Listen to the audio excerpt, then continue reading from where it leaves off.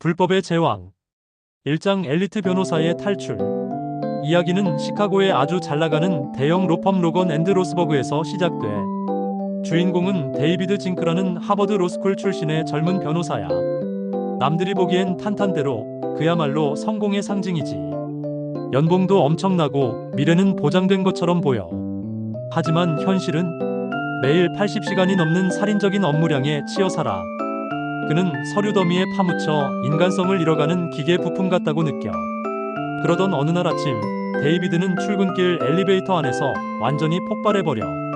더는 못해. 그는 그대로 로펌을 뛰쳐나와 무작정 걷다가 동네 술집에 들어가서 아침부터 술을 퍼마시기 시작해. 거의 만취 상태로 비틀거리다 우연히 필리 앤드 피그라는 아주 작은 법률 사무소 간판을 보게 돼. 부티크 로펌이라고 거창하게 써놨지만 실상은 허름하기 짝이 없는 곳이었지. 데이비드는 술김에 그리고 뭔가에 이끌린 듯 그 사무실 문을 열고 들어가. 이장 엉망진창 필리 앤드 피그와의 만남. 필리 앤드 피그는 두 명의 변호사가 운영하는 곳인데 정말 가관이야. 오스카 필리는 전직 경찰 출신으로 사무실 창밖만 쳐다보다가 구급차 사이렌 소리가 들리면 사건을 따내려고 득달같이 달려나가는 말 그대로 앰뷸런스 추적자야. 월리 피그는 이혼 소송이나 음주운전 같은 자잘한 사건들을 맡으면서 어떻게든 돈을 벌어보려고 온갖 꼼수를 부리는 인물이지. 둘은 맨날 돈 문제로 으르렁거리는 마치 오래된 부부 같아. 이런 아수라장에 술에 취한 데이비드가 굴러들어왔으니 얼마나 황당했겠어. 오스카와 월리는 처음엔 이 멀끔한 하버드 출신 변호사를 경계하지만 마침 교통사고 현장에 함께 가게 되면서 데이비드의 잠재력을 보고 그에게 일자리를 제안해. 데이비드는 전 직장에서 받던 연봉의 발톱대만도 못한 돈을 받게 됐지만 이상하게도 그 혼돈 속에서 묘한 해방감을 느끼고 필리 앤드 피그의 일원이 되기로 결심해. 3장 일확천금의 꿈, 크레이옥스 집단 소송. 야심가인 월리 피그는 항상 대박 사건을 꿈꿔. 그러던 중 그의 귀에 솔깃한 정보가 들어와. 베링랩스라는 거대 제약회사가 만든 크레이옥스라는 콜레스테롤 약이 심장마비를 유발한다는 소문이 돈다는 거야. 이미 플로리다의 한 대형 로펌이 이 약의 피해자들을 모아 수십억 달러짜리 집단 소송을 준비하고 있었어. 원리는 이거다 싶었지. 자신들도 크레이옥스 피해자 몇 명만 찾아서 이 소송에 숟가락만 얹으면 실제로 법정에 나가지 않고도 합의금의 일부를 챙겨 벼락부자가 될 수 있을 거라고 확신해. 그는 데이비드와 함께 피해자들을 찾아 나서. 하지만 이들은 집단 소송에 대해 아는 게 거의 없었고 과정은 좌충우돌, 온갖 코미디 같은 상황의 연속이야. 어찌어찌 몇 명의 의심스러운 고객을 확보하고 그들은 드디어 거대한 소송에 발을 담그게 돼. 사장 거대한 음모와 추락의 시작.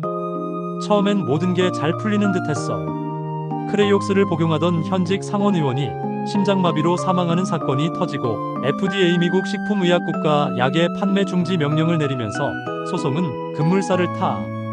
필리 앤드 피그는 이제 곧 백만장자가 될 거라는 꿈에 부풀어. 하지만 세상 일이 그렇게 쉽나. 소송을 주도하던 플로리다의 대형 로펌이 갑자기 발을 빼버려. 이유는 자기들이 조사해보니 크레이옥스와 심장마비 사이에 직접적인 연관성이 없다는 걸 알아챈 거야. 거대 제약회사 베링랩스는 막강한 자본과 최고의 변호인단을 동원해 반격에 나서 결국 이 거대한 소송은 시카고의 작은 동네 로펌 필리 앤드 피그가 혼자서 감당해야 하는 상황에 처해. 이제 이들은 빼도 박도 못하게 된 거야. 소송에서 지면 상대방의 소송 비용까지 물어줘야 할 판이고 근거 없는 소송을 제기했다는 이유로 변호사 자격까지 박탈당할 위기에 처해.